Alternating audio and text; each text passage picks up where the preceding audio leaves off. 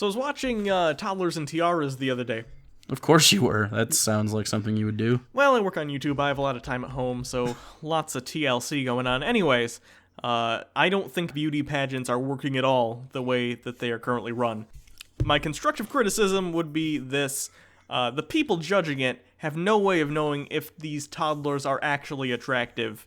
Because you can't know if toddlers are attractive. They're toddlers. So my idea is we take out those judges, and as sort of a work release program, we get pedophiles, and we make them judge the pageants. That's the only objective way to know if they're sexy. Is that the only thing wrong with pageants, or are pedophiles our only solution here? No, see, I think the incentive for winning is wrong. In addition to the pedophile thing, it wouldn't be a winner. There would just be one loser.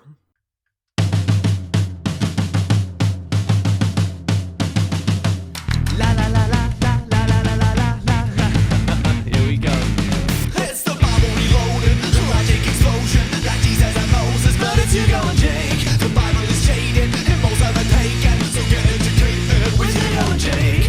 Pull up you and stop what you're doing, it's Bible reloaded time. They call it debated, the theist will hate it, like talking to taken, but it's Hugo and Jake. So I'm with the show then, it's not candy coated, it's the Bible reloaded, with Hugo and Jake, with Hugo and Jake.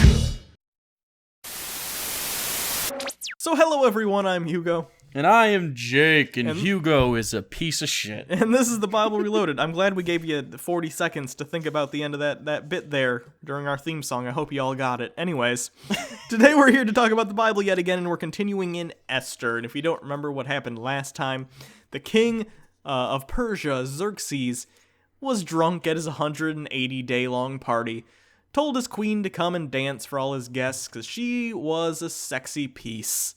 And she said no, and he said, not cool, banished her. So now he's looking for a new queen. Is that how relationships work? Hey, significant other, I would like a blowjob now. And then she's like, I'm not really feeling it. Like, I have a canker sore, I had a rough day, my neck kind of hurts because I was staring at the computer all day. And now I need to find a new girlfriend. That's how things work in the Hugo household. That's why I'm alone.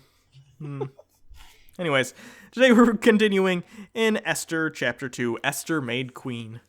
Spoilers.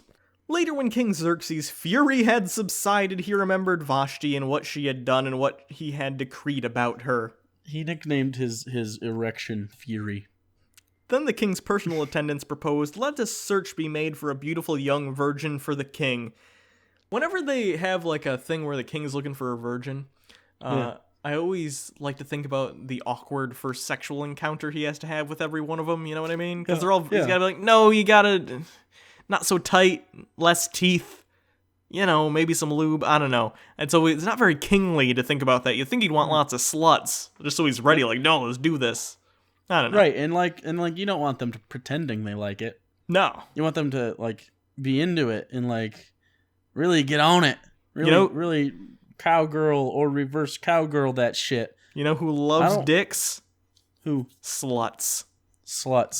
See, if I was king, I would definitely search for sluts. Not virgins. I would king better than any king ever would in the Bible. It's a good thing that I'm not a woman. I'd be a huge slut.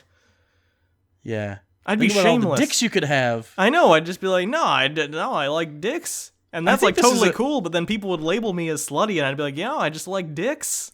There's nothing wrong with that. This is a sex-positive show. You know, get your dicks, ladies. Get your dicks. Get your vaginas. Get your dicks, dudes. Whatever you're into. I just think it's right now we need to discuss how much easier it is for women not to be lonely because of their vaginas. You could have all the dicks if you wanted them. Now, I'm not saying you do want all the dicks, but there's nothing wrong with wanting all the dicks. Just, like, pace yourself, and maybe, you know, if one has, like, a weird bump on the side of it, don't choose that dick. Don't dick yourself out. Yeah. You don't want to get, dick elbow. It's like tennis elbow, but from touching dicks. Let the king appoint commissioners in every province of his realm to bring all these beautiful young women into the harem at the citadel of Susa. You don't get to use the word harem seriously very often when you're talking about humans. It's nice. Sometimes you're like, I just want a harem. I want a harem of people. I like to treat people collectively as a sex group. Let them be placed under the care of Haggai, the king's eunuch, who is in charge of the women, and let beauty treatments be given to them. I know that they're eunuchs and they're not supposed to have a sexual drive, but like he could still fondle. Like he still maybe thinks like human flesh is still a very pretty thing, and that he wants to like stick a finger or toe in. Don't know. Don't tell me a eunuch's never been curious. Come on, even if you're not into it, you stick a finger and go, that's weird. Yeah, it is weird. And then you taste it, and you're like, that was the butthole. Oops. Then the young woman who pleases the king be queen instead of Vashti. This advice appealed to the king, and he followed it. Yeah, of course it appealed to him. He's gonna get his dick sucked by a million young beautiful women, and whichever one sucks his dick the best gets picked. That's appealing to everyone. Honestly, once you get to a high enough, okay, if there were 3 people, I could decide. If there were 4 people, I could probably decide. But you get to hundreds of people, there's no way I can determine who's the best. No way. No. I mean, it start to blur together. Yeah. Unless maybe he takes very diligent notes, like James Madison style notes, while he's getting his dick sucked. It's like, oh, well, she used teeth, but it was a good teeth. It was a good toothing. That sounds like more of a Ben Franklin thing. Now there was in the citadel of Susa a Jew of the tribe of Benjamin named Mordecai, son of Jair, the son of Shimei, the son of Kish, who had been carried into exile from Jerusalem by Nebuchadnezzar, king of Babylon. Amongst those taken captive with Jehoiachin, king of Judah, Mordecai had a cousin named Hadassah, who had been brought up because she had neither father nor mother. See, this is always, like, whenever we read sections like this, that's so Jewish. Yeah. That's the most Jewish, like, he was the son of the guy, Uncle Jim, and then he had, the one with the deli, but not the one that wore the yellow shades, the one that wore the normal shades, not the ones where he was colorblind. All I hear when I read it is just all the throatiness of Hanukkah. That's what is that a joke or is that a slur? Wait, let me think. Are we gonna make this? I don't know. That's just how they talk. No, I was gonna say when you frighten a Jew, that's the noise they make. But then I thought, is that a slur? But then I thought that's more of a slur than a joke, so never mind. I don't think it is. Doesn't a slur have to be intentional?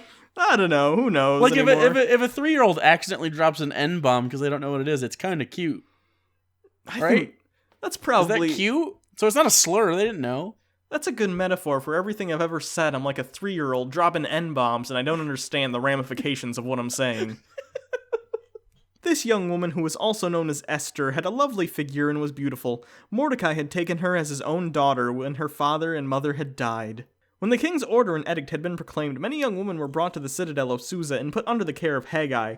Esther also was taken to the king's palace and entrusted to Haggai, who had charge of the harem. What's it like to be in charge of a harem, especially? That's got to be frustrating as a eunuch. It's also real slick. Yeah. Do you think he has one of those?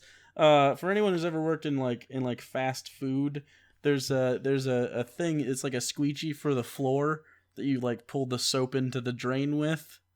I bet he had one of those, a floor squeegee. You know what it's for.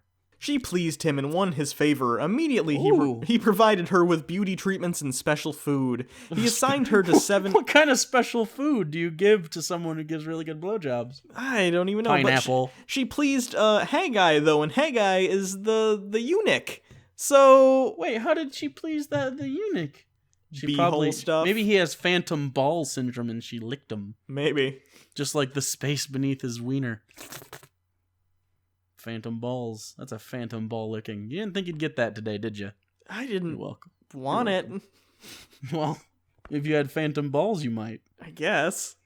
He assigned her to 7 female attendants selected from the king's palace and moved her and her attendants into the best place in the harem. Honestly, I think the rest of the harem probably realizes that there's some special treatment going on. I don't think that's that hard to detect. Well, it's because the best place in the harem is first in line. Oh, I guess. I'd think the best place in the harem is last in line, and he usually gets tired before he gets to you. See, that's the thing. Like, if you're last place in the harem, you have to walk through, the pre-squeegeed floor and wait and listen to the sounds. But like this one, it's like when you work like a morning shift real early. You just kind of like get in and get out, and then like you have the rest of your day to yourself. It's like that if you're at the front of the line at a harem. If you're running a harem, is it always the same order, or do you switch it up? Like sometimes do you let your B squad start? It's serpentine, so it's it's like the ones that did poorly the day before get the first shot the next day. Like golf. Esther had not revealed her nationality and family background because Mordecai had forbidden her to do so. Every day he walked back and forth near the courtyard of the harem to find out how Esther was and what was happening to her. I'm gonna be real here. How many times did he hear that harem getting banged? And do you think he thought, oh, I wonder if this one's Esther, as he clearly masturbated to himself in the corner? Because you're not walking by a harem and not doing that. I mean, Right? You can smell it. Chlorinated pineapple.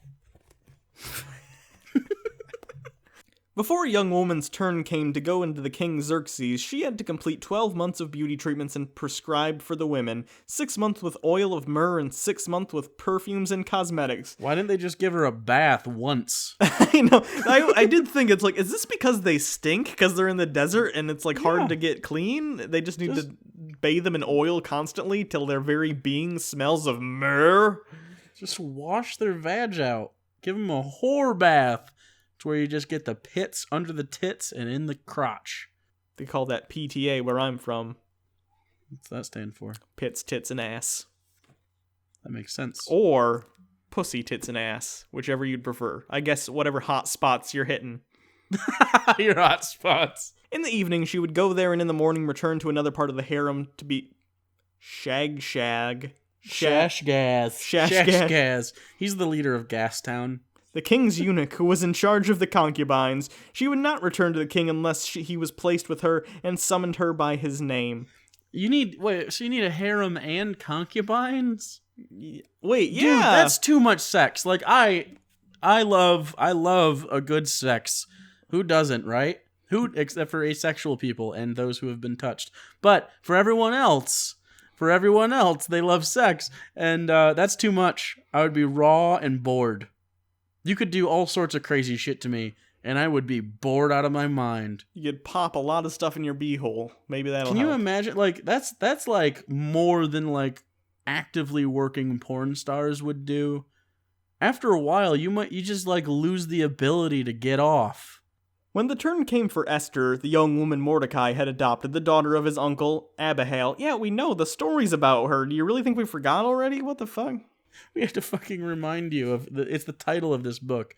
She asked for nothing other than what Haggai, the king's eunuch who was in charge of the harem, suggested, and Esther won the favor of everyone who saw her. She was taken to King Xerxes in the royal residence in the 10th month, the 10th Tebthath, in the 7th year of his reign.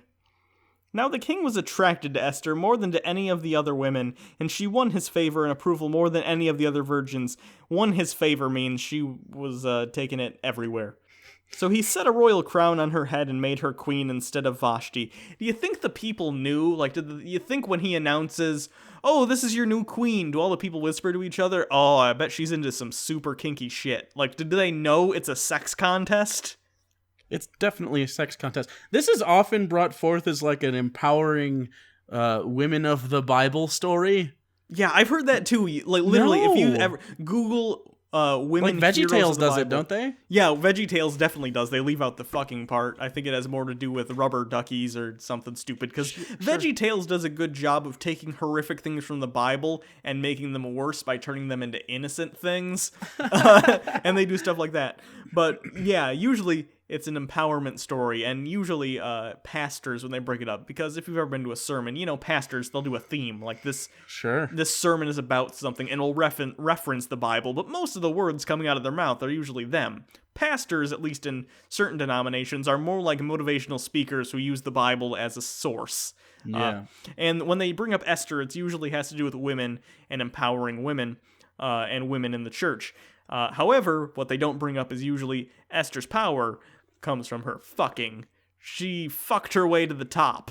And, you know, I guess if you find that empowering, great. I'd like to think we're past that at this point, but the Bible isn't, so here we are.